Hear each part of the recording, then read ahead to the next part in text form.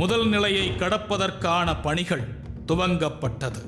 அதிசயமான புல்லுருவிகளுடன் சில சக்தி வாய்ந்த மூலிகைகளையும் சேர்த்து அரைக்கப்பட்ட கூளை என் உடம்பின் மீது தேய்க்கத் தொடங்கினார் இளங்கோ சித்தர். உச்சந்தலையில் இருந்து உள்ளங்கால் வரை உடம்பின் அனைத்து பாகங்களிலும் தடவப்பட்டது.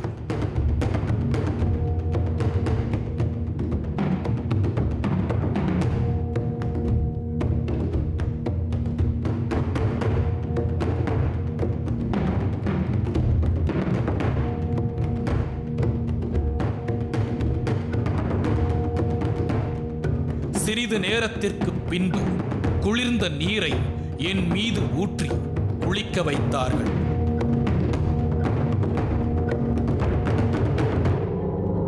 பௌர்ணமி போன்ற நாட்களில்தான் கன்மகாண்ட பூஜைகளை செய்ய வேண்டும் என்றும் இந்த மூலிகை குளியல் என்னென்ன மாற்றங்களை செய்யும் என்பதையும் விளக்கினார் இளங்கோ சித்தர். இது போன்ற பூஜைகளில் கலந்து கொள்பவர்களுக்கும் ஒரு கொடுப்பினை வேண்டுமா? முதல் நிலையான மூலிகை குளியல் முடிந்தவுடன் என் மனம் அமைதியானது. எனக்குள் இருந்த கேள்விகள் அனைத்தும் மறைந்து போனதை என்னால் உணர முடிந்தது. கன்மகாண்ட பெட்டி இருக்கும் பகுதியின் அருகில் சென்றேன். 2ஆம் நிலைக்கு செல்வதற்காக என்னை மனதளவில் தயார் செய்தார் இளங்கோ சித்தர்.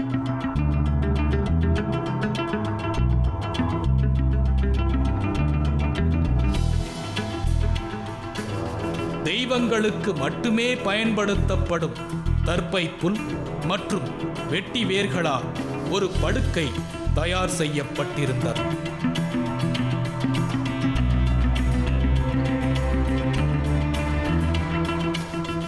மனித உடல் தெய்வாம்சத்தை தனக்குள் அடக்கியது என்பதால் நாமும் இதை தேவைக்கேற்ப பயன்படுத்திக் கொள்ளலாம் என்றும் விளக்கமளித்தார் இளங்கோ சித்தர்.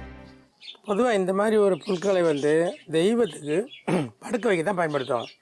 பள்ளியரில் கொண்டு சாமி விடுறாங்களே அங்கே தான் பயன்படுத்துவாங்க. அந்த மனுஷனை பயன்படுத்த முடியுமா? கண்டிப்பாக பயன்படுத்துவோம். ஏன்னா அப்படிப்பட்ட தெய்வாம்சத்தையே தனக்குள்ளே அடக்கிய மனித ரூபம். அப்படிப்பட்ட மனுஷனுக்கு இது செய்யல அடுகளும் தப்பு. இது சித்தர் சொன்னப்பா. ஏன்னா இறைவன் தான் இறைவனவன்.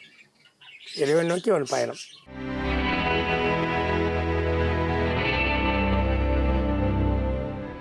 தன் ஒரு கையில் என் தலையை பிடித்து மெதுவாக படுக்க வைத்தார்.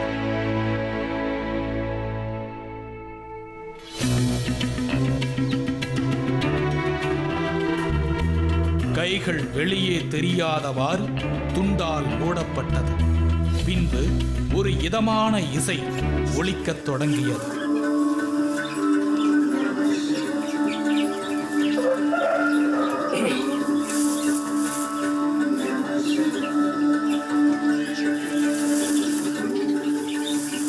அதை கேட்டுக்கொண்டே ஆழ்ந்த நித்திரைக்கு போகும்படி கூறினார் இளங்கோ சித்தர். இதுக்கு மேல என்ன சொல்ல போற? சொல்றதுக்கு வேற ஏதாவது போய் இருந்தா சொல்லிடு. அவதான் ஏமாத்தி எல்லாத்தையும் என்கிட்ட இருந்து பறிச்சிட்டான்னு பார்த்தா நீயும் இப்ப அதே தான் பண்ணிருக்க. ஏன் ஆலியா, ஏன் இப்படி பண்ண? இந்த உலகத்துல பாட்டிக்கு அப்புறம் நான் யார் மேலேயாவது உயிரையே வச்சிருக்கேன்னா அது ஊ மேலதான் உனக்கு தெரியாதா? ஏன் இப்படி பண்ண ஆலியா? உனக்கு காசு பணம் அவ்வளவு முக்கியமா போயிடுச்சு. அதுக்காக நம்ம உறவை கூட மறந்துடுவியா?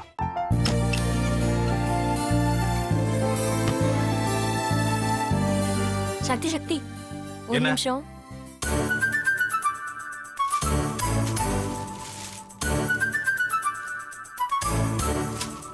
இந்தாங்க.